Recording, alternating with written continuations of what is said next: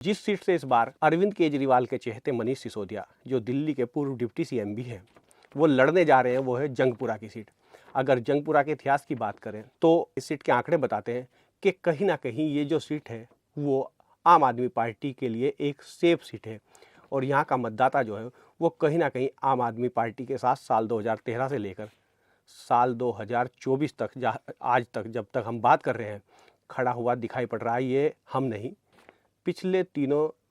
चुनाव के आंकड़े कह रहे हैं। वो कैसे, हम अपने दर्शकों को बताते हैं, अपने दर्शकों तक पहुंचाने का काम करते हैं कि जंगपुरा विधानसभा सीट के पिछले 3 चुनाव के क्या आंकड़े हैं और इसमें आम आदमी पार्टी की मजबूती की वजह क्या है। तो सबसे पहले हम बता दें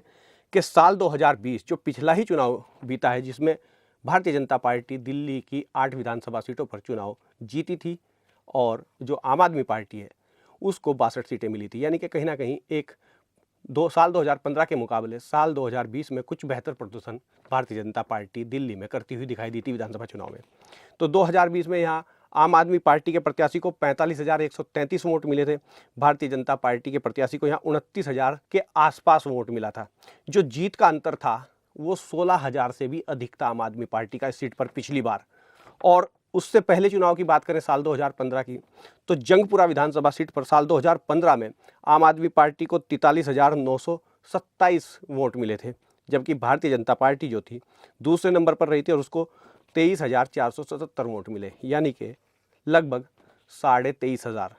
तो ऐसे में जो जीत का जो अंतर था आम आदमी पार्टी का इस सीट पर वो 20,000 से भी अधिक था, 20,450, यानी कि लगभग 20,500 के एक बड़े अंतर से 2015 में यहाँ आम आदमी पार्टी ने चुनाव जीता था। अगली बार जीत के अंतर में थोड़ी सी गिरावट आई, लेकिन फिर भी जो आंकड़ा था आम आदमी पार्टी का 2020 में पिछले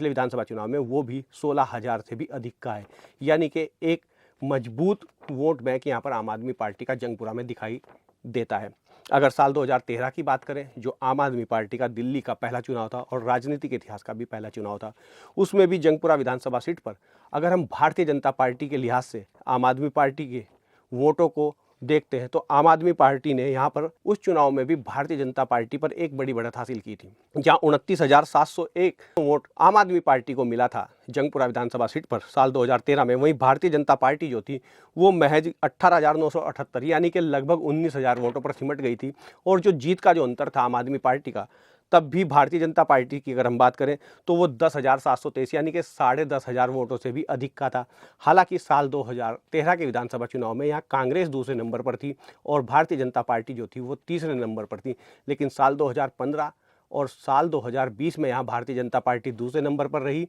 और कांग्रेस जो थी वो खिसक कर तीसरे नंबर पर चली गई थी। तो ये जो जंगपुरा विधानसभा है ये कहीं ना कहीं एक तरीके से आम आदमी पार्टी की मजबूत सीट नज़र आती है। अगर दूसरे लिहाज से देखते हैं तो जहाँ पटपड़गंज में आम आदमी पार्टी के साल 2015 के मुकाबले वोटों में गिरावट आई थी, वो गिरावट यहाँ पर दिखाई नहीं देती है। जहाँ 29,000 वोट जंगपुरा में आम आदमी पार्टी 2013 में पाती है,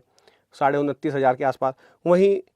44,000 के आसपास वोट 2015 में पाती है और फिर 44,000 से बढ़कर 45,000 से भी अधिक वोट 2020 में आम आदमी पार्टी सीट पर पाती है।